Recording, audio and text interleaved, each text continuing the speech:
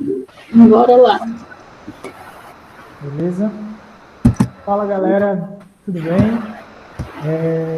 Estamos aqui mais uma vez num novo encontro para falar um pouquinho sobre divulgação científica na graduação e gerar um bate-papo normal aqui com outros divulgadores científicos atualmente que vem se destacando na divulgação científica, que principalmente relacionada ao nosso ambiente de Caatinga, né? Então, a gente está contando hoje com a participação do professor Harrison Sampaio. Olá, ele pessoal. É advogado, né? Graduado pela Universidade Regional do Cariri, com pós-graduação em andamento em Direito Constitucional, também pela URCA. Né? Professor, atualmente faz parte do quadro de professores da Universidade Regional do Cariri no campus de Missão Velha.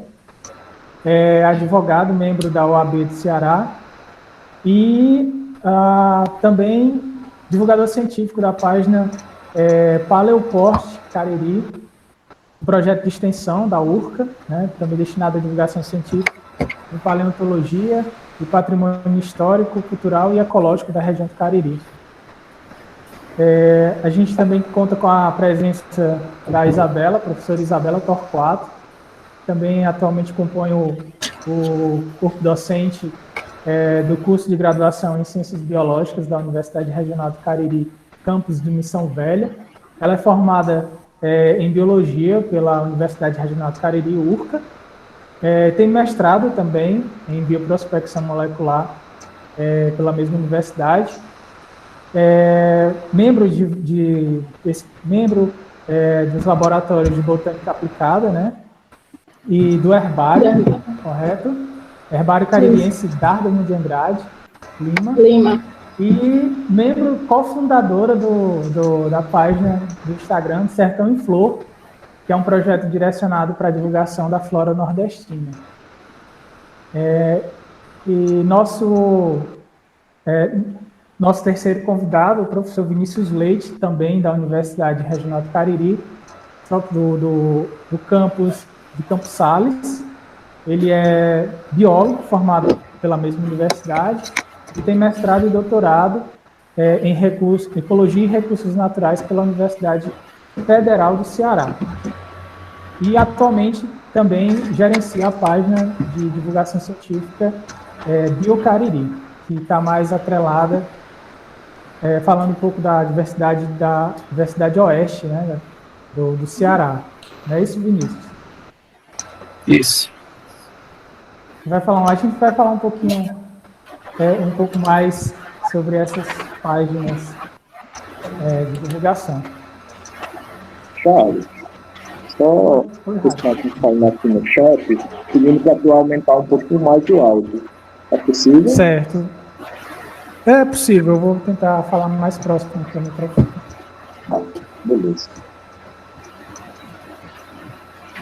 Então, galera, a gente pensou inicialmente nessa proposta para falar um pouco de divulgação científica nas redes sociais, na graduação, e como diante desses tempos de pandemia, a gente tem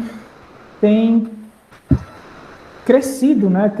Teve um aumento bem substancial em questão de novos divulgadores científicos na internet. Aí a gente vai falar um pouquinho sobre o que é divulgação científica, por que fazê-la, para quem é destinado, né? Qual é o nosso público que a gente direciona esses conhecimentos científicos. Por que fazer divulgação científica, né? Harrison, quer começar a falar um pouquinho? Bom, só complementar um pouquinho a fala e apreciar a importância de ter esse diálogo, né? De onde surge um pouco essa ideia. Hoje a gente percebe que a universidade ela tem um tripé básico do ensino, da pesquisa e da extensão.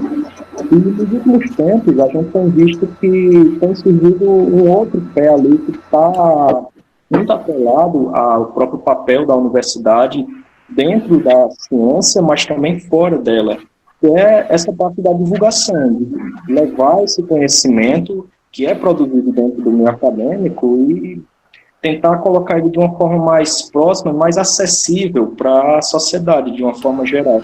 Então, acho que aí surge um pouco da importância de tratar esse tema, principalmente dentro da graduação, que é onde muitos alunos estão no primeiro contato com a atividade científica, através da iniciação. Então, é importante a gente compreender como nós podemos trabalhar, fazer ciência, mas, ao mesmo tempo, há necessidade de comunicar essa ciência, de levar essa ciência e mostrar seus resultados, mostrar o que é feito, mostrar tudo aquilo que é construído. E aí, todos esses projetos vão surgindo com essa intenção, nas mais diversas áreas, mas sempre uma maneira de conectar o papel acadêmico com o papel social também da ciência. Acho que nesse caminho aí que a gente começa até a debater e falar um pouco sobre isso. E aí, pessoal, o que vocês acham?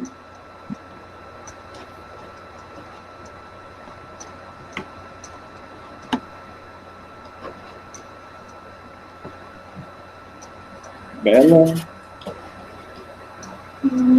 Oi, Isabela. Isabela.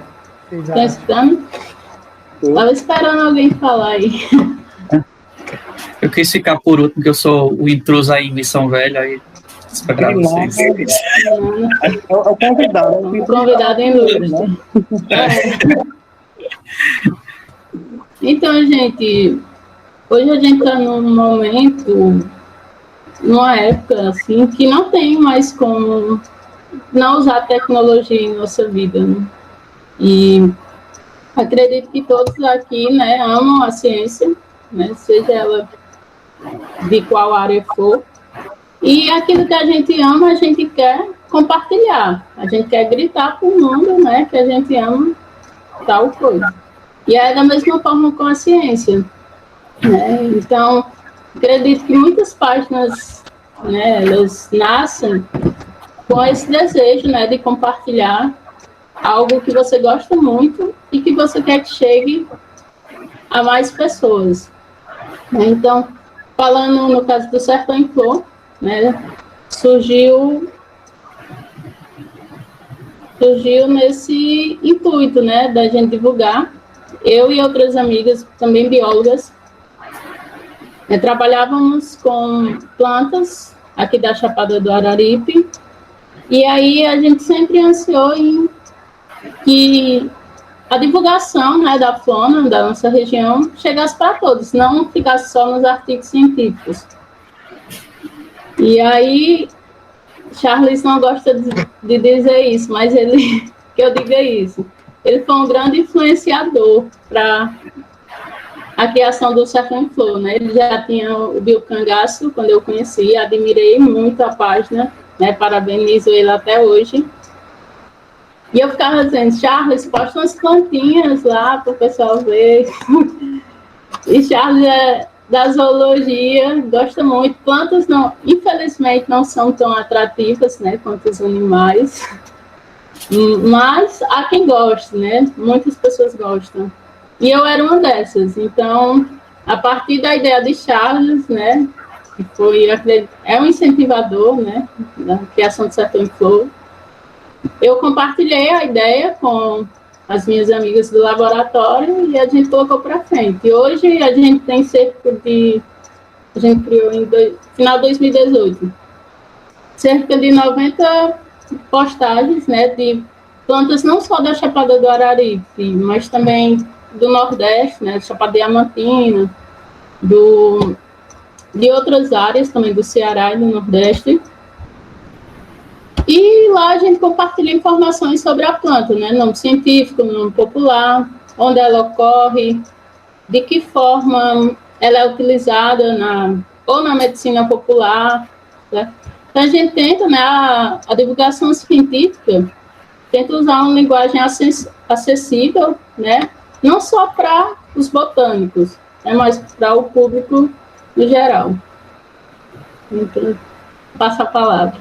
Pronto. Então, sou eu agora, né? Então, desde já agradecer o convite que o Harrison me fez, né, juntamente com o Charles e a Isa, né, que vocês chamam Isa, Isabel.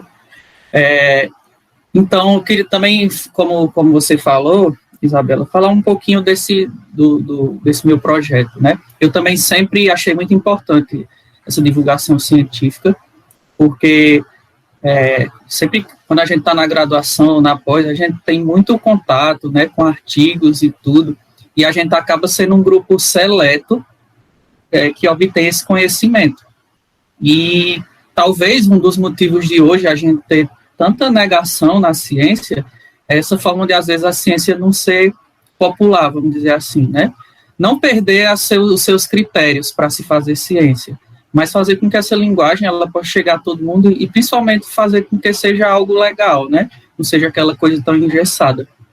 Então, eu já há um tempo, né, desde que eu entrei no Instagram, eu sempre procurei esses sites. Uma das coisas que eu sempre fazia em todo início de semestre lá na URCA, principalmente com o primeiro, eu sou professor no primeiro e segundo semestre, então sempre eu pegava uma lista de perfis de divulgação científica que eu sigo e fazia uma lista e sugeria para eles, e pessoal, é muito bom vocês complementarem o conhecimento que vocês têm aqui com outras coisas também, não necessariamente só dessa disciplina, mas vocês terem conhecimento mais amplo, né? Então, eu sempre sugeri, pessoal, tem aqui alguns perfis de universidades, de museus, de divulgadores científicos, até de jornais científicos, que eu já tenho essa lista, né? E aí eu sempre passava para eles, dizia, pessoal, tentem seguir, porque eu sei que também a gente tem, né, a parte da diversão numa rede social, mas ao mesmo tempo, quando vocês estão vendo alguma foto de alguém, vocês podem ler uma informação legal e tal. Então, assim, eu sempre já vi que isso era uma forma de tentar fazer com que eles vissem ciência de uma forma legal, né? Então, tipo, ver uma imagem de um animal, da caatinga ou de uma planta, e aí entender sobre ele. E aí a gente sabe que a gente, né, acho que nossas páginas buscam também a conservação, a gente só conserva o que a gente conhece e quando é mostrada a importância, né? E aí eu sempre pensei em tentar fazer algo nesse sentido, um perfil. E aí, no início desse ano, mas assim, eu queria que alunos também tivessem agregados nisso, né?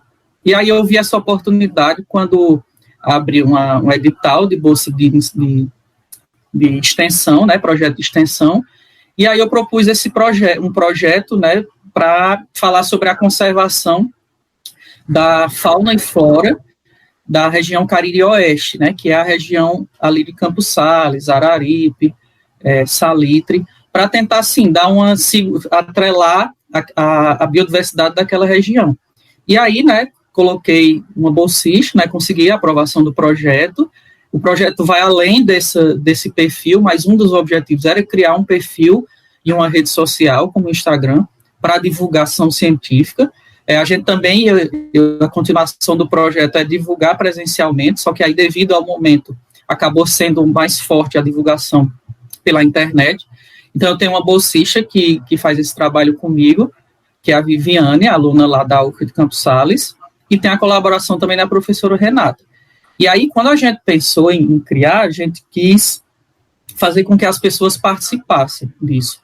Então, todas as fotos que a gente posta, e aí, Isabela, para unir aí as paixões, é planta e bicho ao mesmo tempo, porque as flores também chamam a atenção, sim, são muito legais, viu? Não pense isso, não. E aí, a gente quis incluir tanto a parte botânica como da zoologia, e que as pessoas nos mandassem as fotos. Então, se você tira uma foto... e assim, a gente só tentou restringir a animais e plantas da caatinga, né? E tentar especificar de espécies que ocorrem naquela região. Então, a gente tenta ter um pouquinho mais dessa restrição, para exatamente fazer as pessoas conhecerem essa biodiversidade regional, né? E aí, o outro passo que é a gente levar esse projeto para algumas escolas da região, a gente ia mostrar isso. Mas, enfim, aí nesse momento de pandemia a gente acabou concentrando mais no perfil, e aí qualquer pessoa que segue a página, ela pode enviar uma foto, né, para a gente, através de, tanto eu como a Viviane e outros colaboradores, a gente tenta identificar que espécie é aquela, a gente produz um texto, né, e aí divulga na página e dá o crédito à pessoa, né, até o Charles já me mandou uma foto, e aí, em alguns momentos, a gente até, de alguns amigos ou outros divulgadores científicos que têm fotos legais, a gente já tem até pedido, fulano, você podia me ceder essa foto, eu dou o crédito e tal. Então, a gente tem tentado fazer dessa forma. E, mais recentemente, a gente tem tentado produzir conteúdo científico mesmo, assim, informativo. E, por exemplo, em determinadas épocas do ano, como na Semana no Meio Ambiente, a gente fazia um post explicando algumas coisas da biodiversidade, da caatinga, enfim. É uma outra forma que a gente tem feito. Então, enfim, a gente tem visto uma adesão muito boa de pessoas da região e até de outros lugares também, que tem gostado da forma que a gente tem abordado, porque a gente tenta fazer exatamente isso, fazer com que esse conhecimento sobre a biodiversidade da região seja de uma forma palpável para todo mundo e legal, né? Assim, todo mundo achar legal para que uma planta serve, ou qual a importância daquele animal, para exatamente poder conservar e tentar, de alguma forma, educar as pessoas também sobre aquilo.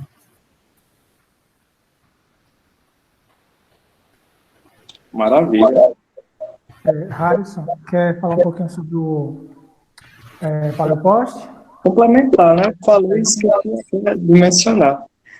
Pois bem, pessoal, eu talvez esteja participando de um dos projetos mais recentes, e meu contato com a divulgação, na verdade, veio bem antes até mesmo da graduação.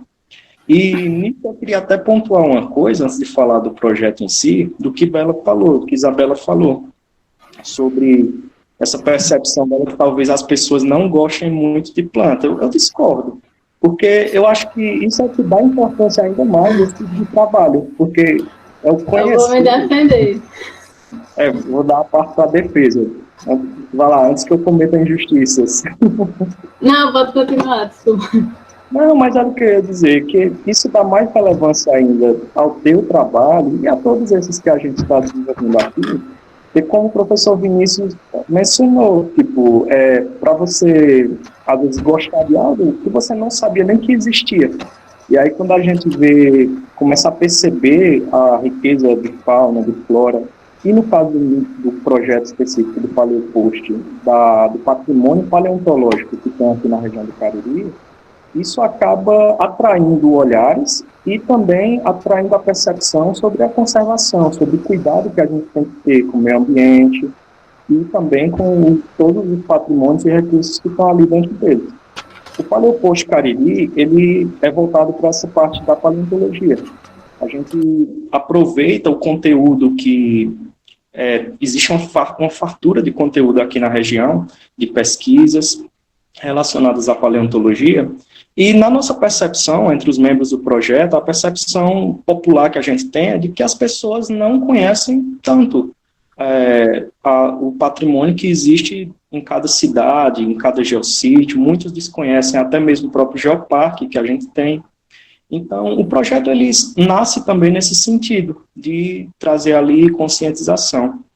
Outra vertente do projeto, quando abriu o edital, pensei em submeter, foi de trabalhar com os alunos da graduação, de, tal como a gente faz uma iniciação científica, fazer uma iniciação à divulgação, para eles terem esse contato com como fazer esse conteúdo, mesmo que não seja numa área em que muitos talvez não vão atuar profissionalmente, mas que eles possam levar essa carga de comunicação para as pesquisas futuras que eles forem desempenhar, seja em qualquer outro ramo da biologia ou mesmo da educação.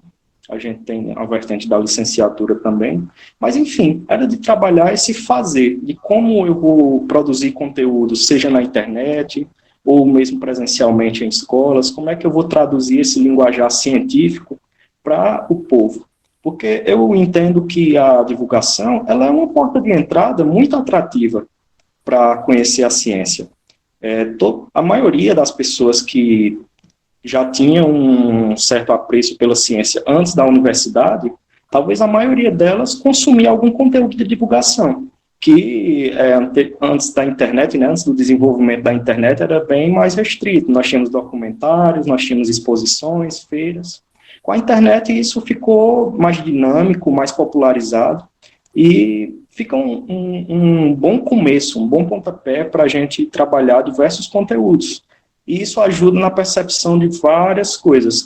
Eu estou lecionando metodologia científica, e uma das coisas que eu percebo, tanto de acompanhar o trabalho dos pesquisadores que fazem divulgação, quanto das pessoas que acompanham a divulgação, é que se torna mais fácil de compreender esse fazer científico. Acho que na nossa percepção de hoje, nesse tempo de pandemia, é muito importante entender como a ciência funciona, e principalmente a divulgação está tendo um papel crucial para poder, não vou colocar desmistificar, mas para poder descomplicar um pouco mais esse fazer científico para as pessoas que não estão tão adaptadas assim. Então, acho que isso ajuda em diversas vertentes. Então é isso, o projeto ele nasceu esse ano, apesar de que a página já existia há pelo menos uns 2 anos, que antes era um trabalho pessoal que eu fazia ali como um entusiasta. E uma das coisas que a gente vai pontuar aqui, Charles, talvez, durante a nossa conversa, é de quem pode fazer divulgação científica. Acho que é válido a gente comentar isso depois. Mas, enfim, comecei antes como um hobby, algo pessoal, gosto muito de paleontologia, sempre gostei de ciência de uma forma geral. E aí eu tinha esse trabalho, fazia lá no Instagram. Quando abri o edital, eu vi uma oportunidade de transferir esse projeto para a universidade, dar um ar mais sério para ele, engajar profissionais que trabalham com essas áreas e engajar também os alunos. E aí foi onde nasceu o Paleopost. A gente já está aí com alguns meses de trabalho, está dando bons frutos, a gente está conseguindo construir atividades agora no Instagram, principalmente por conta da pandemia, a gente não conseguiu fazer alguns trabalhos presenciais. E não posso deixar de ressaltar o trabalho dos alunos. A gente está contando com vários voluntários, alunos da graduação, que estão fazendo um trabalho assim belíssimo, tanto de construção de conteúdo e de interação. E aí o foco é ir aparando as pontas para fazer essa galera fazer um berço de divulgadores ali dentro da nossa instituição. Muito bem, Harrison. Eu queria pontuar 2 falas, uma sua e a outra da professora Isabela, que primeiramente a Isabela, na fala dela, ela falou da beleza de divulgação, né? De fazer divulgação científica. E aí me lembrou de uma frase que o José Reis falou uma vez, que é a divulgação envolve para mim um dos maiores prazeres desta vida, que é aprender e repartir. E aí é legal isso que ele disse, porque assim, conhecimento não compartilhado é conhecimento perdido. E eu acho que uma das coisas que a gente tem na divulgação científica, uma das coisas mais bonitas é isso, exatamente isso. É a gente pegar um conteúdo técnico e relativamente complexo, né, aquela linguagem mais difícil dos artigos acadêmicos, científicos, e tentar tornar uma linguagem mais didática, mais branda, usar uma linguagem mais branda, né, para a gente, de fato, conseguir se comunicar, né? E outra, em relação à tua fala, Harrison, que José Reis fala da vulgarização da ciência, né? É tornar essa ciência mais simples, tornar ela simples, porém não feita de qualquer forma, né? Seguindo todo aquele rigor científico que a gente já conversou em outro encontro, né? Seguindo a metodologia científica para resolver questões, né? Resolver perguntas. Então, aí, já que todos vocês apresentaram, eu vou apresentar um pouquinho também do biocangaço. O biocangaço, ele surgiu em 2016, vai fazer agora 4 anos, né, final desse ano, e ele surgiu exatamente a partir dessa necessidade que eu e outros colegas da faculdade, alunos da graduação, colegas de laboratório, a gente conversando sobre conservação das espécies ameaçadas aqui na Chapada do Araripe, que tem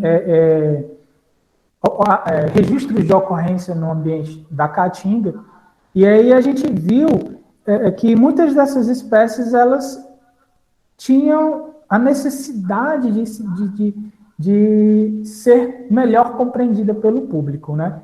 Principalmente eu trabalho com o herpeto, tem muitos mitos relacionados aos animais que eu trabalho, os répteis e anfíbios. E coitado das cobras, coitado dos sapos, que são os bichinhos muito mal massacrados e mal compreendidos, eu diria. E aí a gente tentou relacionar essa necessidade com a divulgação científica tentando alcançar uma forma de auxiliar na conservação dessas espécies a partir do conhecimento, né? Conhecimento que já existe e tentando levar esse conhecimento ao máximo de pessoas possível. E aí o biocangaço já está atuando nessa área há 3 anos, quase 4. E a gente tem um bom público também nas redes sociais, que é uma ferramenta muito útil na divulgação científica, principalmente hoje em dia, né? Como você falou, Radisson, do ano 2000 para cá, à medida que a internet foi evoluindo, né? E aí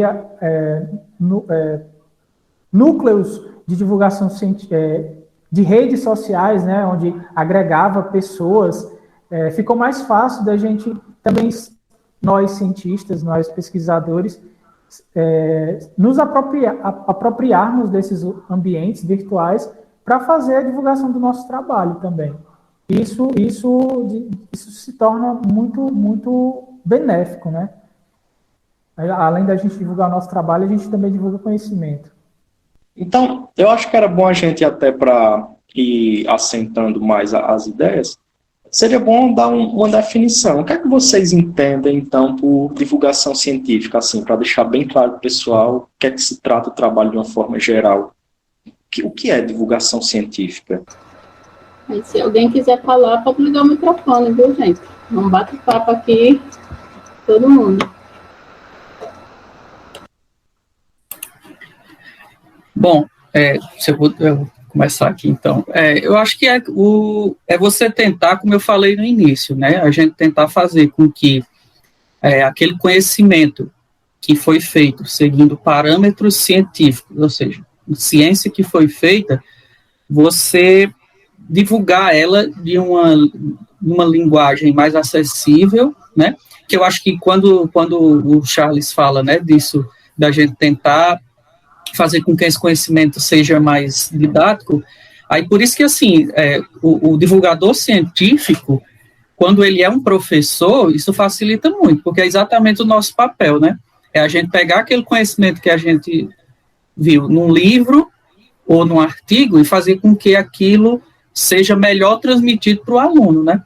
Então, a divulgação científica, eu vejo como dessa forma, né? A gente é acostumado, né, nos nossos trabalhos, a ter acesso aos artigos e tudo daquela forma estrita como ela foi produzida, né? E aí, quando um divulgador científico, ele pensa que aquilo é uma coisa importante, né? Todos falaram que, principalmente, né, o amor. Acho que quando a gente tem conhecimento, a gente gosta muito de divulgar isso. Uma coisa que a gente gosta de falar para todo mundo, né? Seja ciência, seja o que for, né? Porque a gente tem vontade de que todos saibam, né? O quanto aquilo que para nós é legal, fazer com que as outras pessoas também achem legal. Então, essa divulgação científica, eu entendo ela como isso, você tentar pegar esse conhecimento que você acha muito importante, né? Agora, principalmente nesse momento de pandemia, né, a gente tem visto muita divulgação científica falando sobre isso, né? Como uma forma, não só de mostrar como a gente gosta daquele conhecimento, mas agora até como uma forma de informar melhor as pessoas, né? ainda mais no ambiente de internet, que é muito legal para a divulgação das informações, mas nem sempre informações que são verdadeiras. Então, essa divulgação científica, onde nós tentamos fazer com que ela seja acessível, seja através da linguagem, ou seja, fazer um texto que chame a atenção, ou que use uma linguagem mais atual, né? Imagens assim, né? Ou gráficos que façam aquela relação, né? Muitas vezes a gente sabe que para atrair muitas vezes o público, se você coloca uma imagem bem legal, às vezes a pessoa está passando ali no feed e vê uma imagem bem legal, a pessoa para. É a primeira coisa, né? Assim, pelo menos eu penso assim.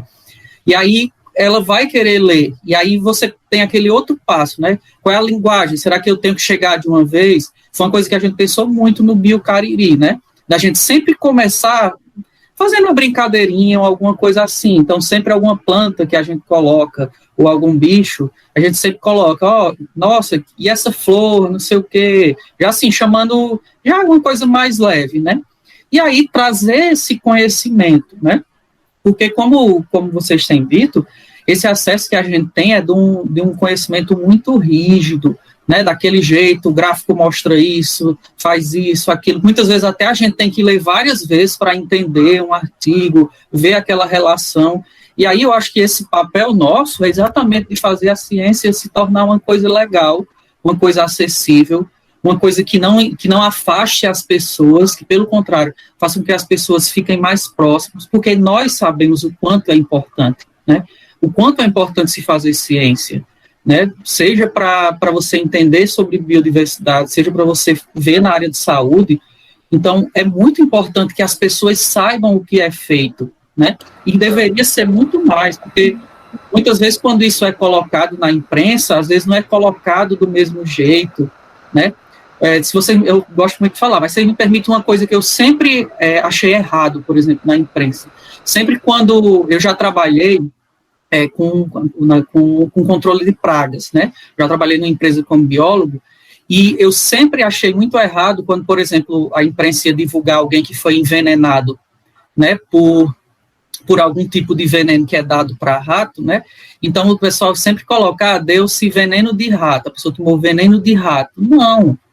E assim, todo mundo acha que o que controla rato é aquele veneno. Não. Então, assim, eu sempre ficava muito assim, poxa, será que a pessoa não vai atrás de ver que tipo? Não, isso é um veneno, não é só para rato, é para qualquer coisa, sabe?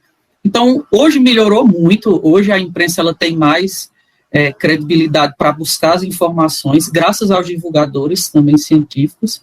Então, assim, para mim, resumindo, essa divulgação científica é isso, é fazer com que essa linguagem e o próprio trabalho científico, a rigidez do trabalho científico, seja acessível para unir realmente as pessoas a nós cientistas e professores, para não criar esse distanciamento como há muito tempo existia, né? Que não faz bem a ninguém. Você chega para falar em áreas com pessoas que não têm tanto conhecimento, ou pessoas mais humildes, você precisa ter uma aproximação, você não pode afastar as pessoas da ciência. Então, para mim é mais ou menos isso.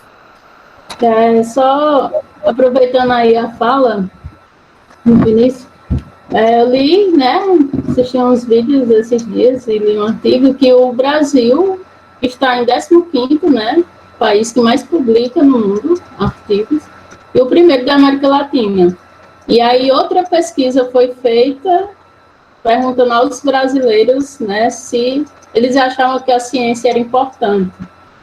E aí mais de 70% disse que a ciência não era importante, né? Então, tá assim, não como definição, né, mas como objetivo, né, fazer essa ponte aí entre a ciência e a sociedade, né, que a gente chama assim, a sociedade que não tem, né, o privilégio, né, de estar na universidade, de ver o que está acontecendo, né, querendo ou não, né, mas querendo mesmo, né, todos nós que temos acesso à universidade somos privilegiados, né, então não é todo mundo que tem, principalmente no Brasil, que tem condições, né, de se manter, de ter acesso ao ensino superior. E a gente fazer com que esse conhecimento que nós estamos tendo, né, chegue de forma clara, né, E aí, outro dado interessante que eu vi é que o brasileiro, né, a maioria dos brasileiros passam, em média, 9 horas por dia em redes sociais. E aí, a gente aproveitar, né? E aí, um ponto que Harrison falou que é importante a gente começar a discutir agora. Quem pode fazer, né, assim, a responsabilidade dos dados que a gente está passando. A gente está numa era com muitas fake news, né, que propagando muitas notícias falsas, e aí, como, né, as páginas de divulgadores científicos, né, divulgadores, conseguir, né, mostrar a verdade. Na verdade, por exemplo, Terra plana. A gente tem provas incontestáveis, né, que a Terra não é plana, mas existem muitas, né, redes que compartilham essa informação, né? Então, a galera hoje não vai mais pesquisar, né? Recebe uma notícia, clica, às vezes nem é verdade, não vai procurar a fonte.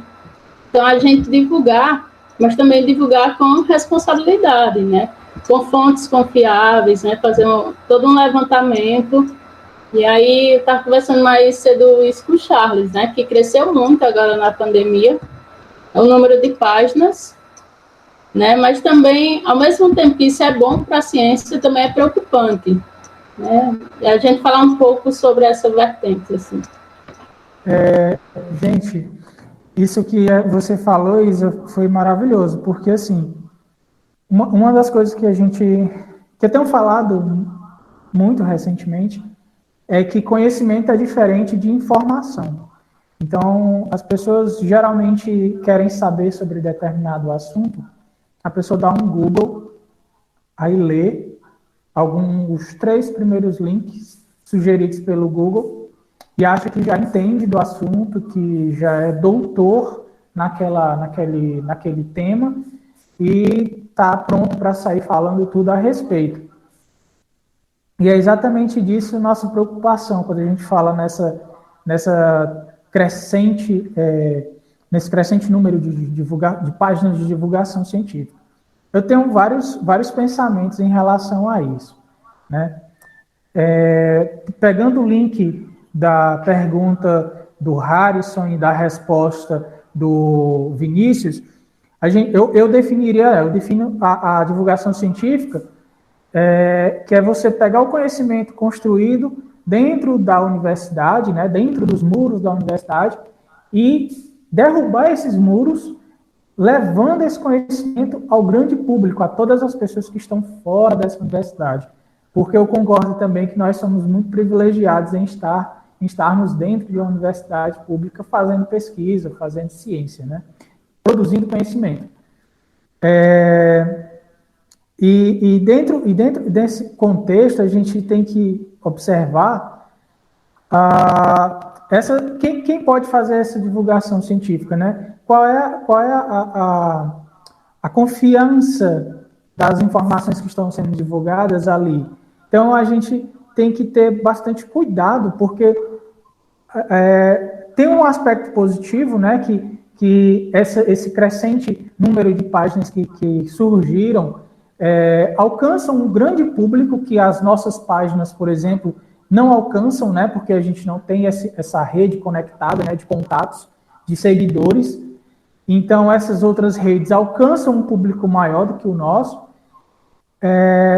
Porém, a gente, de alguns anos para cá, a ciência, né, ela tem sofrido ataques da confiança, né? Qual é o grau de confiabilidade das pesquisas, dos cientistas.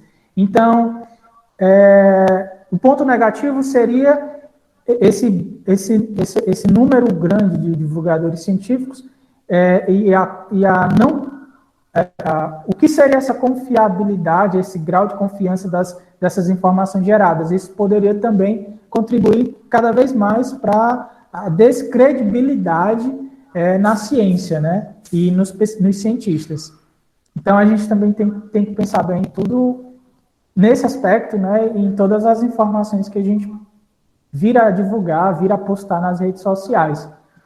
E uma das coisas que eu acho interessante é assim, A divulgação científica aqui no Brasil, ela é bem jovem, né? Tem menos de 200 anos para cá. Nos primeiros séculos, aqui século XVI, XVII e XVIII, não existia nenhuma atividade científica aqui no nosso continente, né? no nosso país aqui, desculpa. E as primeiras atividades científicas, elas tiveram início propriamente quando a coroa portuguesa chegou aqui no Brasil, e as primeiras atividades científicas estavam relacionadas com a identificação do território, né? A questão geográfica mesmo, as pesquisas geográficas, relevo, questão do litoral, clima, né? Climatologia, estava relacionado a isso, ou pesquisas com plantas medicinais, né? Estava tudo relacionado. Eram as primeiras pesquisas. Somente no século XVIII, com a criação da academia, primeiro centro científico, posso assim dizer, a Academia Científica do Rio de Janeiro, que foi no finalzinho lá do século XVIII, e não durou muito tempo, ela fechou, ela era formada por engenheiros, médicos, jornalistas, alguns professores, e depois, só então, no século XIX, surgiram as primeiras instituições de ensino superior, e eu posso citar aqui o Museu Nacional, né?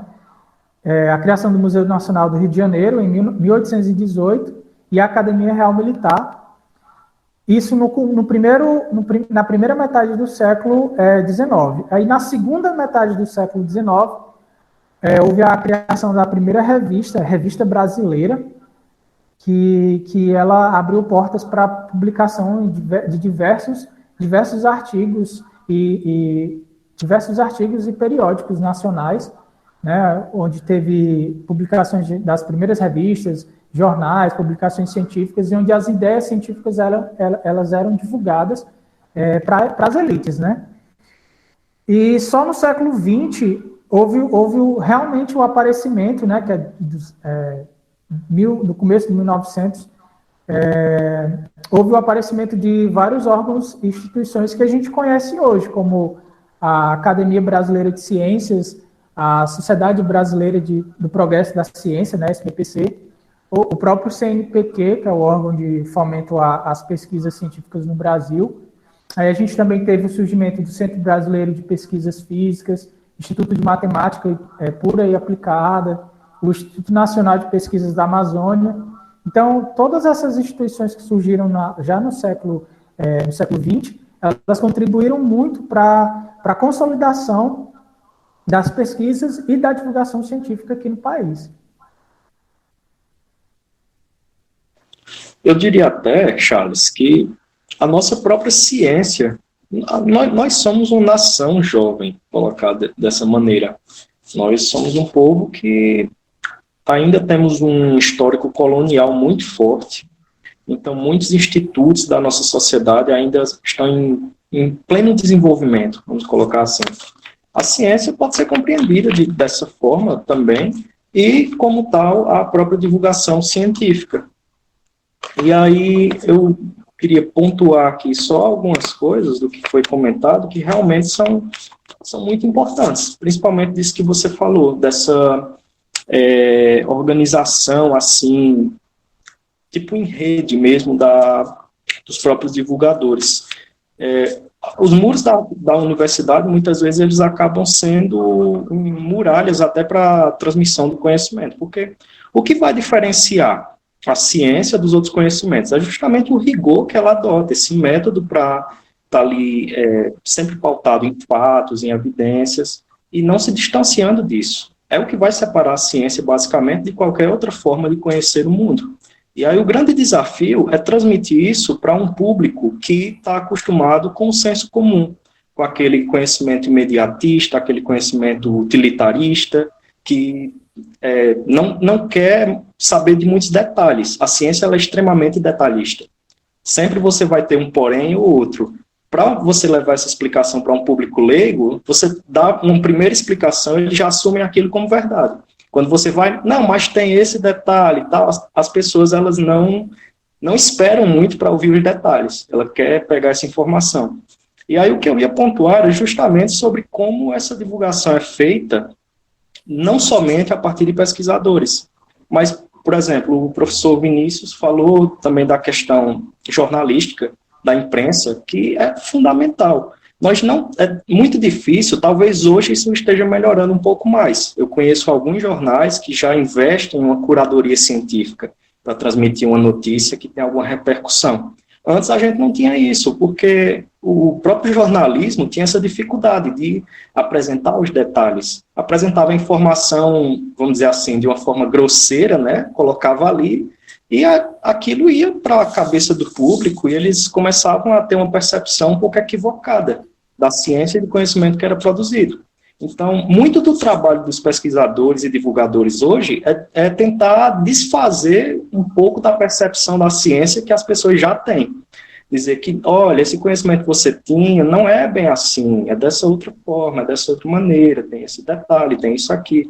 Então, é um desafio muito grande você tentar traduzir esses detalhes, esses poréns que são importantes, fazem parte do rigor da ciência para esse pensamento popular, para uma linguagem de acesso popular.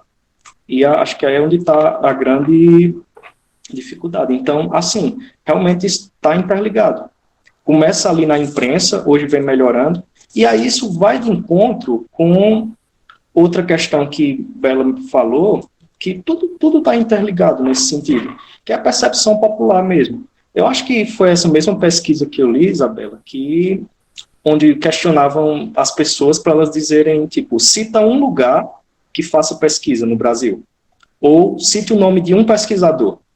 As pessoas, a grande maioria, não sabia citar, e quando citava, diziam cientistas ou pesquisadores que, inclusive, até já faleceram, pessoas muito antigas.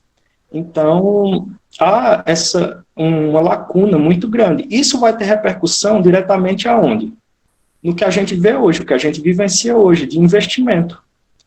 A percepção popular é o que vai guiar a própria representação popular que vai nos representar na política, por exemplo. Então, por que a gente quebra tanto a cabeça para tentar fazer um político entender que ciência é importante, que precisa de investimento? O erro não está somente no político, é o que vem da base. A pessoa que elegeu, os grupos que o elegeram, também não tem essa percepção. Então, é uma tarefa que é muito ampla, vou dizer dessa forma.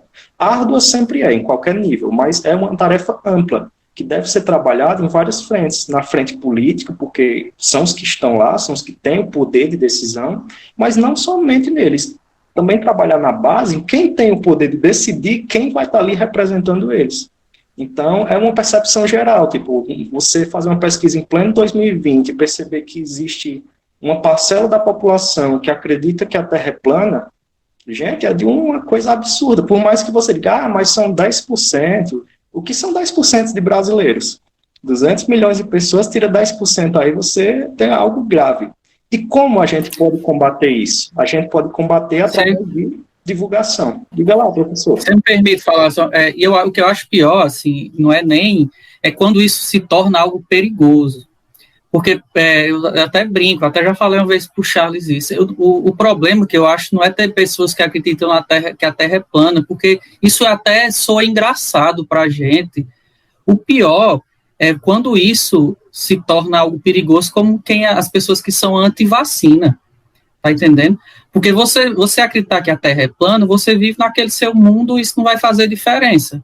Agora, pessoas que acreditam que vacina causa doença, que as pessoas não devem ser vacinadas, aí você tem uma falta de conhecimento que é muito perigosa, que aí você já não está parado só em você, aquela falta de conhecimento, mas você está atrelando aquilo às pessoas em volta, sabe? Então, pior é quando você tem algumas, não vou dizer conhecimento, mas quando você tem algumas predisposições de pensamento definido que são perigosas, né? Eu vejo isso a questão da pandemia, da questão do uso de máscara. Hoje eu vi uma mudança na lei, que houve um veto do presidente, né? Infelizmente, a gente tem que incluir política em ciência, porque é ela quem, né, quem entra, enfim. E eu vi muitas pessoas dizer, não, mas é porque o ato de obrigar, assim, eu li alguns comentários, o ato de obrigar, cada um faz do jeito que quer. Não, as pessoas não entendem que em determinadas situações, o seu ato de não crer ou de não seguir uma determinada coisa atrapalha o restante. Então, do mesmo jeito, uma pessoa que diz, não, eu não acredito em vacina, então não vou vacinar meu filho, isso é uma escolha minha, isso não vai causar nenhum problema. Causa, porque você vai manter doença. Do mesmo jeito, esse usa, não vou usar máscara, não, mas quem quiser usa, não sei o que, não. Então, eu acho que o pior é quando a ignorância torna-se algo perigoso dessa forma, sabe? Desculpa ter atrapalhado, é só para pontuar nisso. Perfeito, professor. É nessa linha mesmo que estava o meu comentário. Isso, inclusive, é objeto do próprio direito, por exemplo, situando um pouco mais dentro da minha área, é o que a gente chama do dilema do bem comum. O pessoal fica muito ali, meu direito individual, sim, mas você é um indivíduo dentro de uma coletividade. Existe o seu direito individual, existe o direito da coletividade, e esse se sobrepõe a qualquer outro. Então, é uma percepção que vai muito de encontro a isso. Principalmente no debate público hoje, é muito importante ter esse suporte científico para que os tomadores de decisão possam ter o devido respaldo diante da população que não compreende isso para poder impor essas medidas, que infelizmente precisam ser impostas. Alguns países não tomaram medidas, mas a população tinha um nível de educação tão alto assim que eles mesmos tinham a consciência de que precisavam seguir aquilo. E foi, inclusive, um objeto de estudo em alguns lugares. Citaram muito uma região dos países nórdicos. Por exemplo, a Suécia não adotou medidas. Tá sofrendo em algum grau por isso, mas o contexto social de lá era muito diferente. A população, em um certo grau, sabia que precisava tomar essas medidas. Então, mesmo que não tinha um político lá dizendo, olha, use máscara, o pessoal usava máscara. E isso é o que acontece no Brasil. A gente precisa ter o político, precisa ter ali um cientista do lado, precisa ter todo um mecanismo para pôr em prática algo tão simples. E aí, só para fechar o meu comentário, quero justamente nesse sentido. Você citou o movimento anti-vacinas. E toda a base desses pensamentos negacionistas, anticientíficos, eles estão interligados. A mesma pessoa que não acredita em vacina, existe uma alta probabilidade de que essa mesma pessoa não vai acreditar, por exemplo, em mudança climática, que é outro problema que a gente depende muito de A gente já existe resposta científica. Hoje não se discute mais algumas questões. Por exemplo, a Terra está aquecendo? Está aquecendo. É pela ação humana? É pela ação humana, em alto grau. O que é que se discute agora? São as medidas de mitigação. Até quando a gente pode combater isso? Qual é o nosso prazo de validade dentro desse debate? Então, mas tudo isso volta para a mesma raiz, que é a raiz da compreensão científica. A pessoa tem ali uma lacuna na compreensão que impede de compreender coisas como a vacina, impede de compreender coisas como a pandemia que a gente está vivenciando hoje, como as mudanças climáticas e como uma série de outros fatores que dependem dessa instrução científica. É por isso que eu acho que, assim, é uma questão de educação mesmo, assim, pessoal, porque eu acho que a gente precisa ter uma revolução na educação do Brasil de fazer a ciência ela ser compreendida desde o início, porque a descrença que como esse dado que Isabela falou, das pessoas não acreditar em ciência, é porque realmente a gente acredita em ciência porque a gente foi, como vocês disseram, privilegiados, a gente passou por todo um processo, viramos cientistas e aí a gente acredita nisso.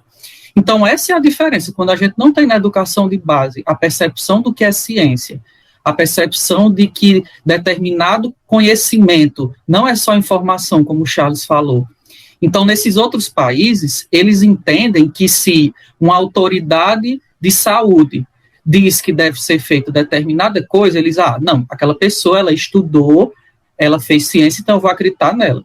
Esse é o nosso problema. Aqui no Brasil, a gente tem essa mania de ler uma informação e achar que sabe daquilo e não dá valor ao profissional. Poxa, como assim, as pessoas acham que ciência ela deve ser feita do jeito que você quer, né? E é isso que precisa ser mostrado. A ciência, ela estuda aquilo sem saber ainda que fim vai ser bom ou vai ser ruim. Então, é claro que para a gente preferia dizer que não existe aquecimento global. Mas, infelizmente, a gente tem que dizer que existe porque ele existe. Então, as pessoas, elas querem ouvir o que elas querem ouvir, vamos dizer assim. Por isso que as fake news são do jeito que são. Então, você vê que no Brasil, você vê profissionais da área de saúde dizer uma informação, mas se aquela informação ela não bate com a informação do político que a pessoa gosta, vão dizer que o cientista não sabe de nada, que não sei o quê. Não entendem que não é questão de você escolher um lado ou outro lado. É que existe uma verdade até que se prove o contrário de forma científica. Tá entendendo? Então, eu acho que é isso que o brasileiro, assim, puxando para a gente, para nosso povo, ele precisa aprender desde o início, a confiar nos profissionais, sabe? E confiar um pouco menos em políticos quando são coisas que não diz respeito a eles. Se você vê um político falar sobre ciência política, a como é destinado um determinado valor para uma obra e tudo, beleza, ali é o campo dele. Agora, entre um cientista dizer para você fazer uma coisa e um político dizer para fazer outra, é claro que você tem que estar do lado do cientista, porque ele estudou, ele fez de tudo para dizer aquilo. Então, e parar com isso de achar que ele está contra aquele lado ou a favor daquele outro, ou ele diz o que eu não queria ouvir, né? A gente vê esses remédios que o Brasil, que o governo divulga como se fossem milagres, você vê a ciência dizer que não serve, aí vai as pessoas dizer que o cientista não sabe de nada. Poxa, se ele não sabe, quem é que sabe, então, né? Então, é só isso, assim, que eu vejo que a gente precisa ter na base, sabe? A ciência precisa ser ensinada na base, para as pessoas entenderem em quem se deve confiar e por que se deve confiar, sabe? Ô, Vinícius, eu adorei essa sua última colocação aí. Se não dá para se confiar no cientista, então a gente vai confiar em quem, né? Respondendo a pergunta do Harrison, aliás, ele deu fez um questionamento sobre a importância das mídias sociais, das mídias do jornalismo, né, para poder, em colaboração com a divulgação científica. E aí eu tenho um dado legal que já existe, sim, Harrison, já tem uma iniciativa atuando já no Brasil há alguns meses, uns 4 meses, se eu não me engano, que é a agência Body, né, que foi uma iniciativa, uma plataforma para divulgação científica, né, feita basicamente assim para jornalistas. É uma plataforma virtual que foi criada pela jornalista Sabine Righetti e uma bióloga, Ana Paula Morales, onde eles disponibilizam vários releases, né, resumos de artigos que foram publicados ou estão para ser publicados, disponibilizam esses trabalhos para os jornalistas que trabalham com ciência, né? E aí esses artigos ficam toda semana, são disponibilizados alguns trabalhos onde os jornalistas têm acesso e eles podem ler, entrar em contato com os autores dessa pesquisa, tirar algumas dúvidas e escrever um artigo, né, para um jornal, para uma revista, falando sobre ciência. Então isso é muito bacana, foi uma iniciativa que eu fiquei muito feliz em ter conhecimento dela. E também tem a JOVE, né, que esse já é internacional, que é o Journal of Visualized Experiments, que é mais, pelo que eu entendi dessa plataforma, ela é mais voltada para a pesquisa de laboratório. Basicamente, é uma espécie assim, você grava vídeos no seu do laboratório, realizando procedimentos, né, seguindo protocolos, e aí você disponibiliza ele em forma de vídeos na web para outros cientistas que, por exemplo, têm dificuldade de realizar o mesmo experimento seguindo o protocolo, e aí às vezes está meio confuso ou não está muito claro como é feito, e aí eles gravam em vídeo e disponibilizam. É bem interessante isso também. E já coloca... Oi, Harrison. Não, eu ia só fazer um complemento, para não ser injusto também, né? Que eu disse que muitas vezes o jornalismo tratava de forma grosseira, mas aí tem essa questão que é muito importante, que é o acesso dos próprios jornalistas ao cientista, para ter um contato, porque o jornalista não tem a obrigação de saber realmente, em profundidade, aquele campo de estudo. Não, ele não é pesquisador daquela área, ele é um agente de comunicação. Então, é importante também que a universidade e o cientista eles se coloquem ali à disposição para prestar os devidos esclarecimentos, inclusive sanar qualquer equívoco antes de publicar. Isso é totalmente perfeito, assim, essa iniciativa, que vai ajudar muito nesse trabalho. Era só isso. Pessoal, só para a gente concluir, assim, fechar, para nós abrirmos espaço para as perguntas,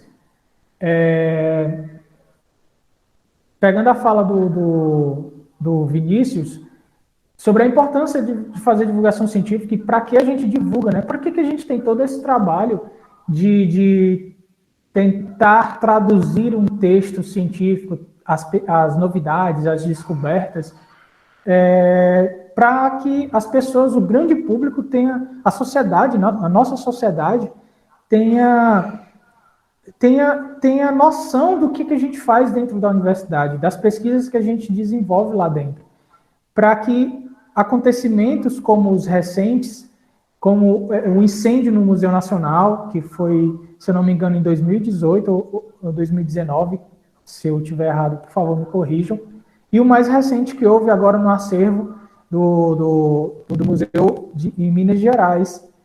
Então, a gente tem um grande acervo de coleções científicas espalhados pelo Brasil que estão abandonados, que estão com infraestrutura precária, alguns não têm extintores de incêndio, ou têm infiltração, enfim, o prédio está bem, a infraestrutura do prédio está bem antiga, então, e a gente tem depositado nessas coleções, nesses museus,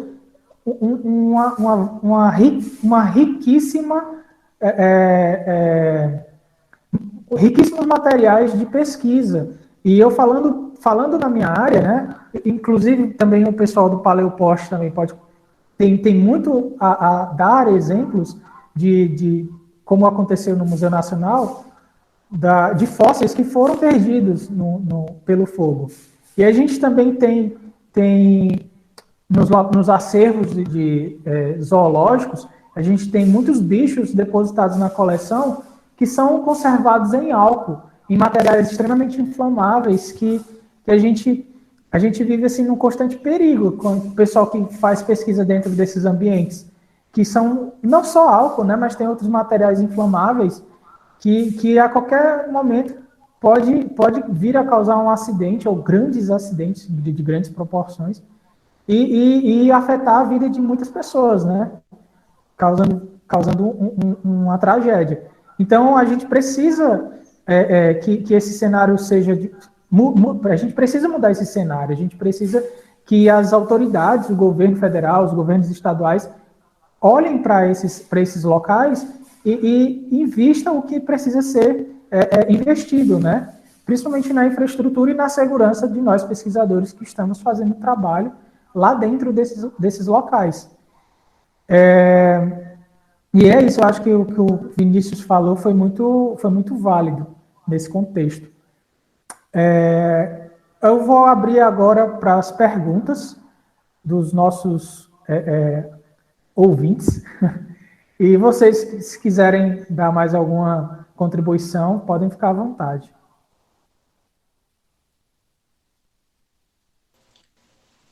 Boa noite. Boa noite a todos.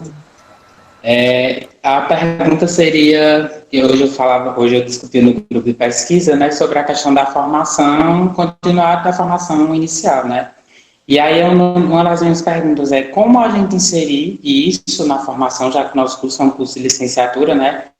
Ou não sei quem é o público que está acesso à licenciatura, se é bacharel, se é misturado. E como é que a gente poderia inserir essa divulgação científica na formação de professores, tanto na formação inicial como na formação continuada, fazendo com que essa divulgação científica, né, ela se torne algo natural e ela vá partindo desde, como um dos professores já citou aqui, lá do início, da base, né, dessa base que seria lá das primeiras séries iniciais até a gente realmente ligar essa questão de sociedade e ciência, né? A gente está fazendo essa ligação direta entre os dois, entre sociedade, ciência, junto com as instituições de ensino, que a gente sabe que eles andam interligados.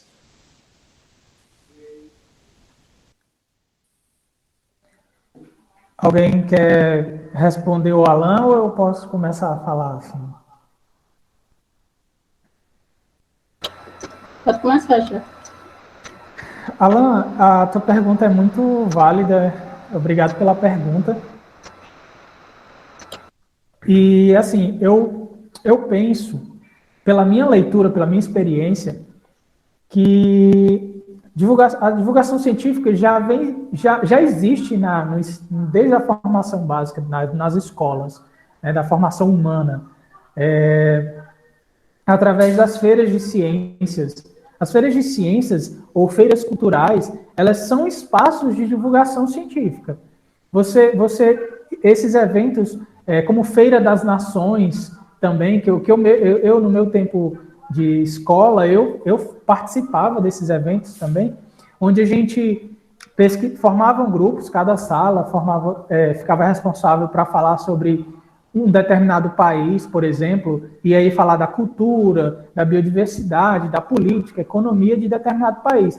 Então, e essas feiras, durante esses eventos nas escolas, essas feiras eram abertas ao público, né?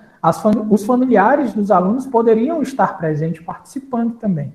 Então, eu vejo isso como uma forma já de você estar fazendo divulgação, difundindo o conhecimento, né? Agora, já na graduação, eu acredito muito nos projetos de pesquisa. Por exemplo, quando você institucionaliza um projeto de pesquisa na graduação, isso fortalece o curso e a divulgação científica dentro daquele curso, porque a cada semestre ou a cada ano, os membros desse projeto, eles vão se renovando. Então, eu pego como exemplo o Paleopost, do professor Harris. É um projeto novo, recente agora, né? E teve início esse ano de 2020, e tem um corpo de apoio muito grande de alunos da universidade hoje. Só que esses alunos, eles vão se formar e vão sair da universidade. E aí ele vai abrir espaço os alunos façam parte desse projeto, que é contínuo. Eu espero que esse projeto se torne contínuo. Assim como eu gostaria que o biocangaço também se institucionalizasse. Então, como o nosso curso é de licenciatura, querendo ou não, está fazendo parte da formação desse professor. Entende? Eu vejo dessa forma. Eu não sei se eu fui claro, mas eu respondi a sua pergunta, mas acho que é nesse sentido. Eu vou na mesma linha, Charles, do que você falou, ressaltar justamente isso, porque um projeto de extensão, ele acaba agregando diversas dimensões.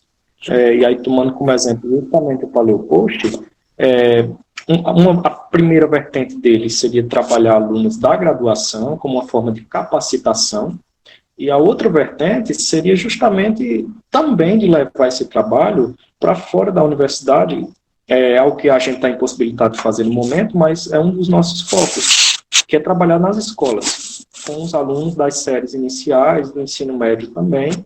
Então, eu acredito muito nisso também. A Feira de Ciências é um exemplo clássico, assim, talvez seja algo que motivou muitos de vocês a estarem aqui hoje, seja enquanto professor, enquanto pesquisador, enquanto aluno de uma graduação de um curso de ciências.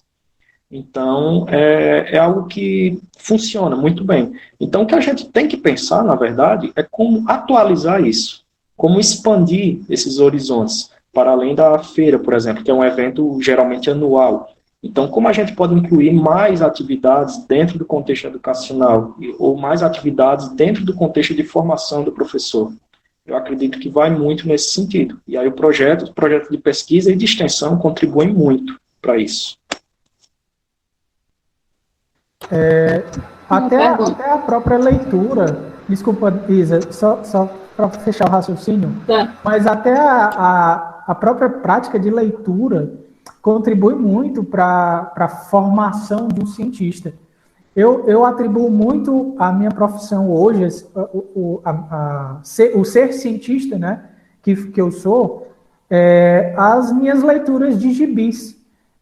Todos os personagens fictícios da Marvel, da DC Comics, vamos pegar aqui boa parte dos vilões do Batman, eles são doutores. A gente tem doutor, tem doutor em botânica, tem um doutor Freeze, né, Mr. Freeze. Eu acho que ele não é doutor, ele deve ser mestre, enfim. Tem o Espantalho, que ele é doutor em psiquiatria, né, ele é psiquiatra. Enfim, tem uma série de personagens que tem doutorado. A gente tem na Marvel o Doutor Estranho, que é o Stephen Strange. A gente pega também o Doutor Destino, que é físico também, se eu não me engano. Tem o Doutor Richard também. Enfim, tem uma infinidade de super-heróis e vilões que são formados. O próprio Homem-Aranha, que gostava muito de ciência, que eu atribuo a eu gostar de ciência, também ao Peter Parker. Assim, tem uma relação, fui muito influenciado por ele. Tem o Charles Xavier, que é doutor em genética. Então, a gente tem vários exemplos aí de personagens fictícios que gostarem da ciência, né? X-Men, eu sempre falo que X-Men uma sopa, assim, com vários ingredientes para ser que levantam uma série de discussões. Enfim, é isso. Tem outra pergunta aqui. Está satisfeita, Alan? Posso passar para a próxima? Tem outra pergunta aqui de Edinalva. Né? Ela perguntou, como divulgadores científicos, qual é a maior dificuldade que vocês enfrentam nesse processo? Enquanto projeto, cientista, pesquisador. E aí, achei interessante essa pergunta e vou falar da minha experiência, né, como Sertão Flow.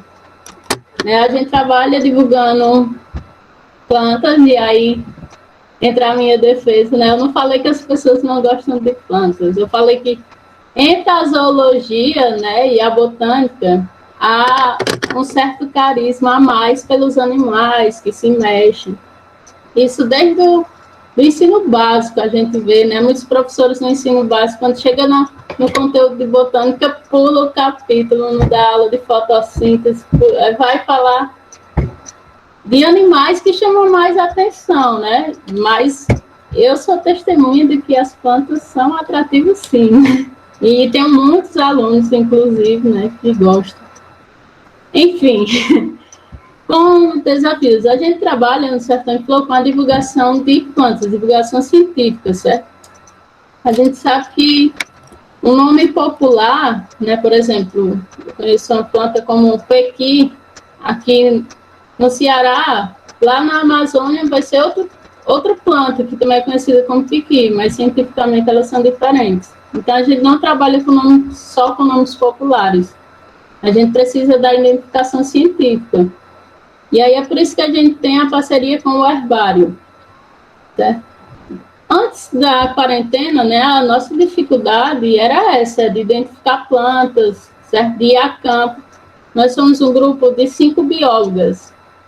Então, imagina aí, infelizmente, nessa sociedade machista e violenta, a gente tinha medo, muitas vezes, de ir a campo só, de entrar no meio de uma floresta, só nós 5, com câmeras fotográficas, celulares, né? Não deveríamos ter esse medo, mas, infelizmente, né, devido ao sistema que vivemos, a gente tem essa dificuldade, certo?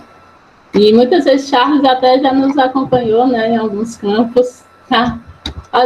Eu fico muito revoltada com isso, né? Uma figura masculina já dá essa segurança. Né? Enfim, esse é um desafio, né, de biólogas que gostam de ir a campo. E também a gente tem o desafio da identificação em si mesmo, né? Agora, na pandemia, a gente não está podendo fazer campo, né? Então, a gente está tendo uma limitação também em fotos, né? Porque as nossas fotos são conseguidas em campo, a gente faz excursões. E aí a gente está contando com o apoio de colaboradores, né? Tem o pessoal do herbário, daqui da URCA, que nos ajuda, que são a identificação parte, né, de um especialista que trabalha no herbário.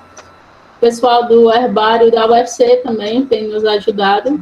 Mas é isso, resumindo, a dificuldade do momento é essa, a questão dos campos, né, e da identificação, né, do material. A gente precisa de muito auxílio. A gente acha que porque trabalha com botânica conhece todas as plantas, mas não é bem assim. Então, tem um especialista em cada família, em cada área. A dificuldade maior do Sertão em Flor, né, por enquanto, é essa. Eu passo para os professores. Professor Vinícius, gostaria de complementar? Pois é, assim, eu acho que a dificuldade, assim, a gente tem tido, talvez, como a gente não tem ido tanto atrás dessas imagens, porque também, né, nesse momento, até como forma de exemplo, a gente não peço muito para a aluna ir para campo e tal, é mais assim, da gente receber essas imagens. A parte da identificação também, concordo com o que Isabela disse, é difícil, principalmente para a planta. A planta é muito mais difícil de identificar do que animal. É um trabalho muito maior.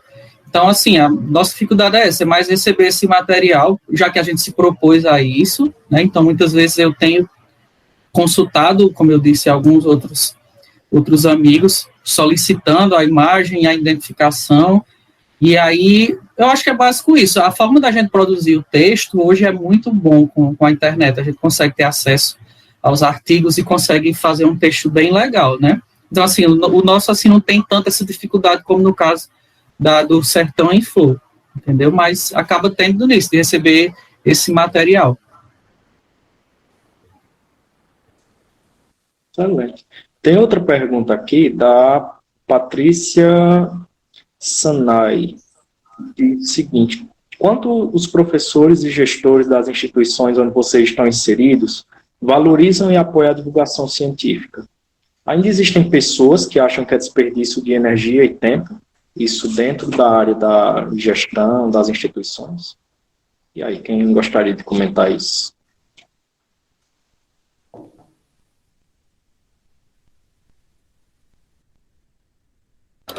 Deixa eu ler de novo aqui, eu só peguei a parte do desperdício de energia e tempo.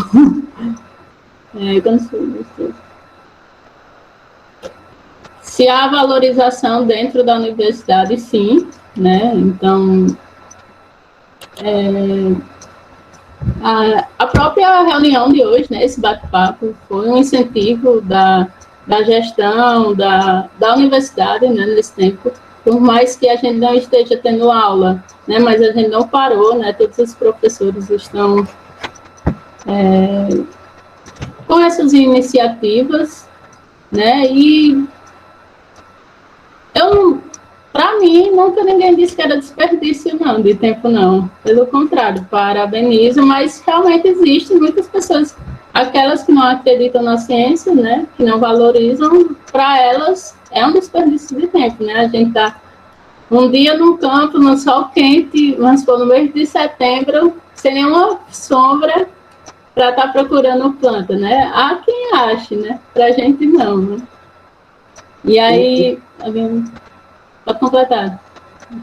Eu ia só complementar, dizer que eu acho que a maior dificuldade, talvez, dentro, como a gente está falando, dentro de uma instituição, como universidade, por exemplo, é encontrar quem faça. Depois que você encontra quem faça, eu acredito que todo mundo assim vai apoiar.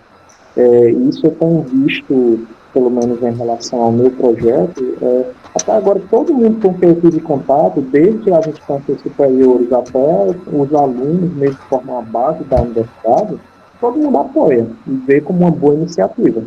Agora, quando você pergunta quem vai fazer a divulgação científica aqui, levanta a mão. realmente não são todos que têm a disposição de ir a campo, de estudar, de se dedicar. Então, acredito que não é nem a dificuldade, talvez, mas o desafio é você captar as pessoas, captar os alunos, captar os professores para fazer divulgação. A minha mãe está perguntando aqui se a gente recebe algum apoio financeiro para as pesquisas. Aí, ó, minha mãe me apoia, né? Está aqui, ó, participando. Então, no nosso caso, né, foram projetos que começaram individualmente, né? Então, a gente não tinha nenhum apoio, só que o ano passado eu submeti o projeto, né? A universidade, ela lança edital para projetos de pesquisa e de extensão. Então, eu submeti o projeto, né? O ano passado, nós professores não recebemos, né? Mas tinha uma bolsista, né? Para nos auxiliar. Acho que ela está até aqui também. Até já apresentou monografia com os dados e tudo. Apresentamos já em congressos, né? Os resultados. E o incentivo financeiro é esse, né? Através de bolsistas, né? Assim, mais para campo e tudo, pelo menos eu não recebi, mas existe esse incentivo, né? Esses projetos, esses editais, na verdade. O Paleoposto também, né? Tem bolsistas e o Universidade do Cariri. O Biocariri, como eu disse, a gente já fez ele já através do projeto de extensão, né? Então, a proposta, ele foi criado após o projeto de extensão que eu propus também, um desses editais. Aí tem a bolsista que recebe a bolsa, e aí meio que é também esse, assim, o apoio é mais nesse sentido. Mas nós, professores, não ganhamos, não. Tem outra pergunta? Então, em relação à questão do apoio à divulgação científica, eu nunca ouvi nenhum membro da universidade, eu nunca vieram diretamente conversar comigo e dizer que era perda de tempo. Se a gente perguntar, todos vão dizer que é maravilhoso a iniciativa, enfim. Mas se a pessoa de fato está engajada com a divulgação, como o Harrison falou, não serão todos que vão levantar o braço. Então, no meu caso, partiu mais de uma iniciativa individual mesmo, e entendendo a necessidade do que precisava ser feito. Mais alguma pergunta, pessoal? Está dando o nosso tempo, a gente tem mais 4 minutos. Acho que tem outra pergunta aí no bate-papo. Da Aline Lopes. Ela coloca aqui em termos gerais a divulgação pode passar, então gente, aqui a Ana Bia Lima está perguntando se ela pode colocar o nome popular das fotos de plantas e bichos. Ana, a gente aqui, espero que não tenha ficado esse mal entendido, a gente não está proibindo das pessoas divulgarem coisas no seu Instagram, mas que as pessoas tenham mais cuidado com o que a pessoa vai escrever sobre determinado tema. Procurar referências confiáveis, ver se não tem informações equivocadas, né? Como, por exemplo, eu sempre dou os exemplos da minha área, que é em relação às serpentes. Coitadas das cobras, que sempre são vilanizadas, no caso, né? Elas são sempre vítimas das crenças populares. Então, quando a gente fala em postar e escrever alguma coisa, é mais ter cuidado no que você for escrever. Obrigado, Silvânia. Eu acho que essa é uma pergunta válida para a gente até fechar o nosso papo. Que ponto de utilizar quando a gente quer fazer divulgação? O que a fonte a ser considerada? É uma matéria de jornal? É um artigo científico? Por onde é que nós devemos guiar o nosso conhecimento para produzir essa divulgação? Acho que seria até interessante para a gente finalizar.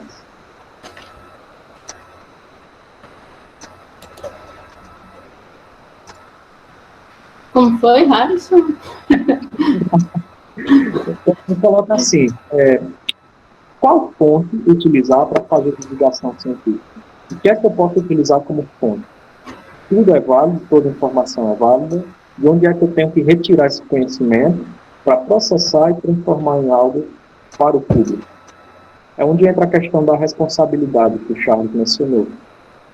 Que quando a gente coloca, todo mundo pode fazer divulgação, de certa maneira, a gente pode até dizer que sim, mas a divulgação, ela pode ser feita de qualquer forma? Aí, não. De que forma deve ser feita essa divulgação?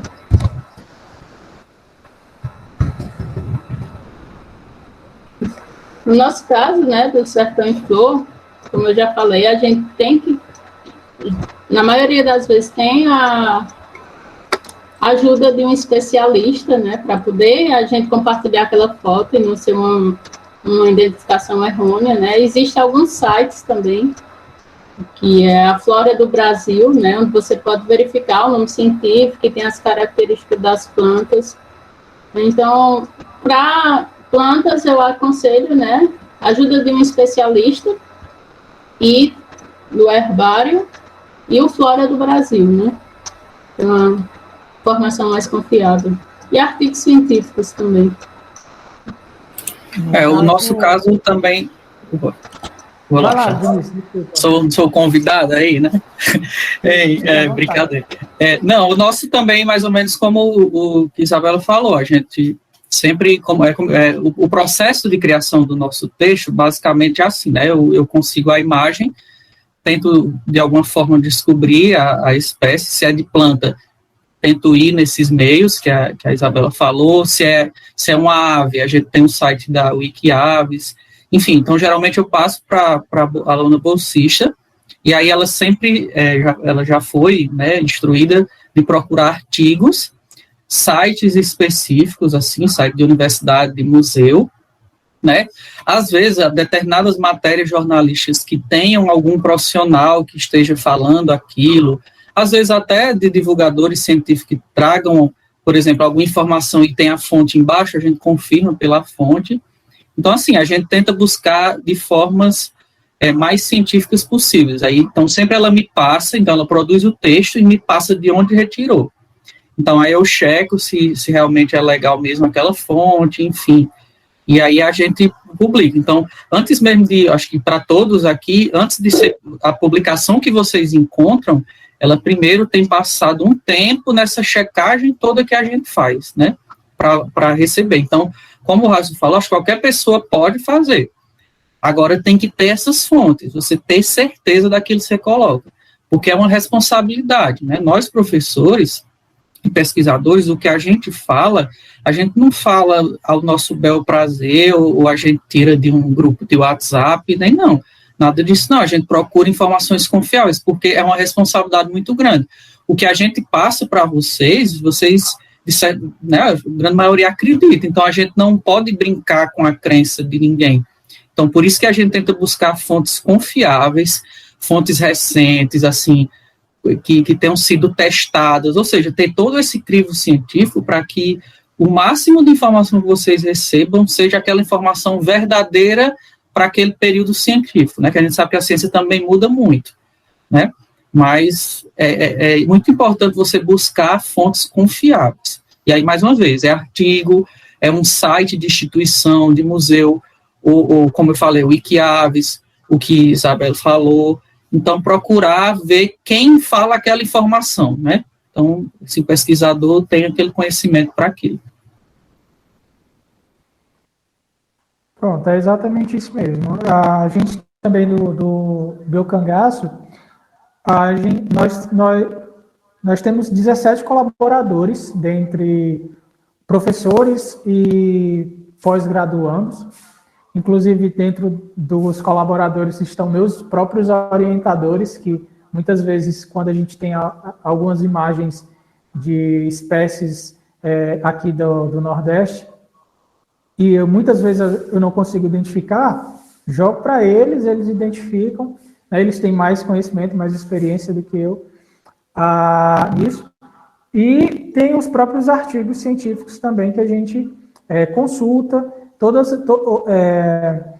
o livro vermelho, né, de espécies ameaçadas, o site do ICMBio, museus também, coleções que trazem as espécies identificadas com as características de cada taxon, né, de cada espécie, que é o que a gente utiliza para fazer os posts lá no Biocangaço. Então, gente, a gente chegou no nosso horário, já até passou um pouquinho. Eu vou iniciar os agradecimentos aqui. Eu quero agradecer ao Vinícius ter aceitado o convite de participar desse bate-papo. Agradecer à organização da universidade por ter promovido e ter organizado também todo esse encontro. Aos professores Isabela e Rários. A presença da professora Emanuela está aqui também hoje com a gente. E a todos vocês que estão nos assistindo aí, que participaram. Eu agradeço muito, eu sempre agradeço e vou sempre agradecer. Muito obrigado por vocês estarem aqui até o final dessa conversa, né, participando e nos ouvindo, né, porque é gratificante. Obrigado mesmo, viu? Espero que a gente tenha contribuído com alguma coisa na vida de vocês. Viu? Oi, Rádio. Deixa eu fazer, então, uma proposta de despedida para a gente. Cada um aqui dá uma recomendação de algum canal interessante, de divulgação, para a galera que quiser conhecer, quiser acompanhar aí. Dá umas dicas aí, pessoal. Massa. Depois começa aí. Eu começar por mim, vou recomendar a minha página. Né?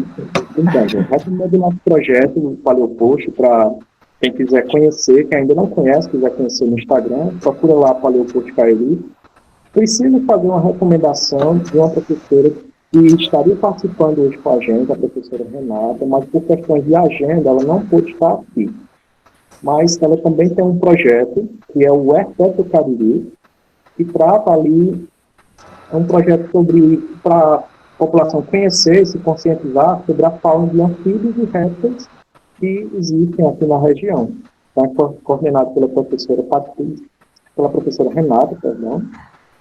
E tem duas bolsistas, a Daniele e a Ana Kelly. Então, quem quiser conhecer, procura lá também no Instagram, Herpeto Cariri.